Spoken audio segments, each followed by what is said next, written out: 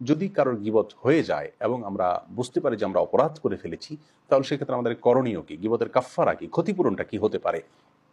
এর জন্য কয়েকটি পরামর্শ রয়েছে। ওলামা ইকরাম বিভিন্ন পরামর্শ দিয়েছেন। তার ভিতরে প্রথম পরামর্শ হলো, গীবতের ক্ষতিপূরণ হিসাবে সর্বপ্রথম কাজ হলো ইস্তেগফার করতে হবে, আল্লাহ তাআলার কাছে ক্ষমা প্রার্থনা করতে হবে, কায় মনোবাক্যে নিজের কৃতকর্মের কারণে চরমভাবে লজ্জিত হতে হবে, অনুতপ্ত হতে হবে, নিজেকে ভৎসনা করতে হবে এবং সে পাপ থেকে সরে আসতে হবে। আর ভবিষ্যতে যেন না হয় সেজন্য দৃঢ়ভাবে প্রতিজ্ঞা করতে হবে। একদিন যে পরিমাণ গীবত হয়ে থাকে, পরের দিন তার চাইতে যেন কম হয় সে চেষ্টা চালাতে হবে এবং প্রতিদিন একটু একটু করে নিজেকে ভালোর দিকে নিয়ে যাওয়ার চেষ্টা করতে হবে। এটি হলো গীবতের কাফফারা বা গীবতের ক্ষতিপূরণ হিসাবে প্রথম পদক্ষেপ, তওবা এবং ইস্তেগফার করা আল্লাহর কাছে। দ্বিতীয় পদক্ষেপ হলো, যদি সম্ভব হয়, সুযোগ থাকে, যে ব্যক্তির গীবত করে ফেলেছি আমি, সেই ব্যক্তির কাছে গিয়ে যদি মাপ চাওয়া যায় যে ভাই আপনার অধিকার নষ্ট করেছি, আপনার ইজ্জত হরণ করেছি বা আপনার পেছনে আপনার সমালোচনা করেছি আমি, আমাকে মাফ করে দিবেন, যদি এটা করার কোনো স্কোপ থাকে তাহলে সেটি করা উত্তম। ইমাম নবী রাহিমাহুল্লাহ এটি পরামর্শ দিয়েছেন এবং আর অনেক ইমামগণ এই পরামর্শ দিয়েছেন। যদিও অনেক ইমামগণ, যেমন ইমাম ইবনে তাইমিয়া, ইমাম ইবনুল কাইয়িম রাহিমাহুল্লাহ সহ অনেক ইমামগণ বলেছেন এটি জরুরি নয়, কিন্তু যদি সুযোগ থাকে তাহলে অন্য ওলামাদের পরামর্শ অনুযায়ী আমরা আমল করতে পারি। আর যদি এটি বলতে গেলে, যার গীবত করেছেন তার কাছে বলতে গেলে বরং তিনি ভুল বুঝবেন, তার সাথে আপনার সম্পর্ক নষ্ট হওয়ার সম্ভাবনা রয়েছে এবং এর কারণে তিনি আরও বেশি ক্ষিপ্ত হয়ে যেতে পারেন, তাহলে সেক্ষেত্রে তাকে বলার দরকার নেই। আর যদি এরকম আশঙ্কা না থাকে তাহলে শুধুমাত্র তার কাছে বলে যদি আপনি মাপ চেয়ে নিতে পারেন সেটা আপনার জন্য ভালো, যেহেতু এটি বান্দার হক এবং বান্দার হক নষ্ট করার কারণে কিন্তু কিয়ামতের মধ্যে আমাদেরকে আটকা পড়তে হবে। দুনিয়াতে আমরা নিষ্কৃতি পাওয়ার চেষ্টা করলাম।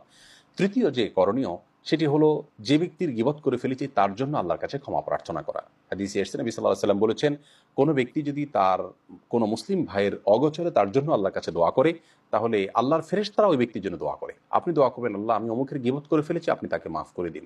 তাকে যখন মাফ করার দোয়া করবেন তখন আল্লাহর ফেরেশতা আপনাকে মাফ করার জন্য দোয়া করবেন।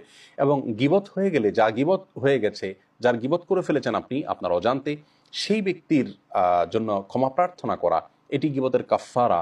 এমনটি বর্ণিত হয়েছে বাইহাকি বর্ণিত একটি হাদিসে। যদিও সেই হাদিসের সনদকে অনেক মুহাদ্দিসিন কিরাম যায়িফ বলেছেন, তারপরে ওলামায়ে কেরাম এটির উপরে আমল করার পরামর্শ দিয়েছেন, কারণ কাজটি ভালো, অন্যান্য হাদিসের আলোকেও এটি প্রমাণিত হয়। অতএব তৃতীয় করণীয় হলো, যার গীবত করে ফেলেছি তার জন্য আল্লাহর কাছে ক্ষমা প্রার্থনা করা। সেই সাথে চতুর্থ করণীয় হলো, যে মজলিসে বসে আমরা গীবত করেছি, মজলিসে থাকতেই যদি আমাদের বোধোদয় হয় যে আমরা অন্যায় করেছি, তাহলে মজলিস থেকে উঠার যে দোয়া আছে কাফফারাতুল মজলিস, সেটা পাঠ করব। সুবহানাল্লাহি ওয়া বিহামদিহি, সুবহানাকাল্লাহুম্মা ওয়া বিহামদিকা, আশহাদু আল্লা ইলাহা ইল্লা আনতা, আস্তাগফিরুকা ওয়া আতুবু ইলাইক। এই দোয়া যদি পাঠ করা হয় কোনো মজলিস থেকে উঠার সময়, তাহলে ওই মজলিসে যদি কোনো অপরাধ করা হয় তাহলে সেই অপরাধগুলো আল্লাহ তাআলা মাফ করে দেন। বড় কোনো অপরাধ থাকলে অবশ্যই তওবা করতে হবে।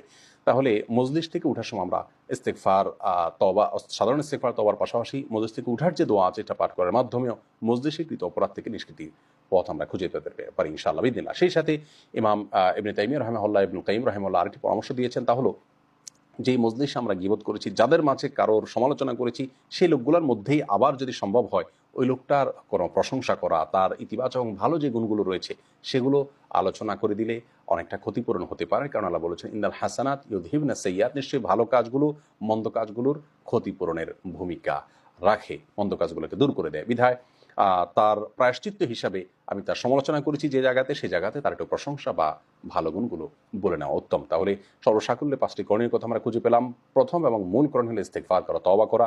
সেই সাথে যার গীবত করেছেন, যদি কোনো তার সাথে সম্পর্ক নষ্ট হওয়ার আশঙ্কা না থাকে তাহলে তার কাছে ক্ষমা চাওয়া, যদি সেরকম আশঙ্কা থাকে তাহলে এটি দরকার নাই। আর তৃতীয়ত হলো, ওই ব্যক্তির জন্য আল্লাহর কাছে ক্ষমা প্রার্থনা চাইবেন, আল্লাহর কাছে সে ব্যক্তির জন্য মাপ চাইবেন, ইস্তেগফার করবেন। আর চতুর্থ করণীয় হলো মজলিস থেকে উঠার দোয়া পড়বেন। 5 নম্বর করণীয় হলো ওই ব্যক্তির প্রশংসা করবেন এবং তার যে সমালোচনা করেছেন সেটাকে পাল্টা তার প্রশংসা করে, তার ভালো গুণগুলো উল্লেখ করে ক্ষতিপূরণ করার চেষ্টা করবেন, প্রায়শ্চিত্ত করার চেষ্টা করবেন। আল্লাহ তাআলা আমাদের সকলকে গীবতের মতো ভয়াবহ অপরাধ থেকে বেঁচে থাকার তৌফিক দান করুন। যে গীবতগুলো হয়ে গেছে, সেই গীবতগুলোর কারণে যে ক্ষতি আমাদের হতে পারে, সেই ক্ষতি থেকে বাঁচার জন্য যা করণীয়, সে কাফারা এবং ক্ষতিপূরণগুলো সঠিকভাবে আদায় করার তৌফিক দান করুন। আসসালামু আলাইকুম ওয়া রাহমাতুল্লাহি ওয়া বারাকাতুহু।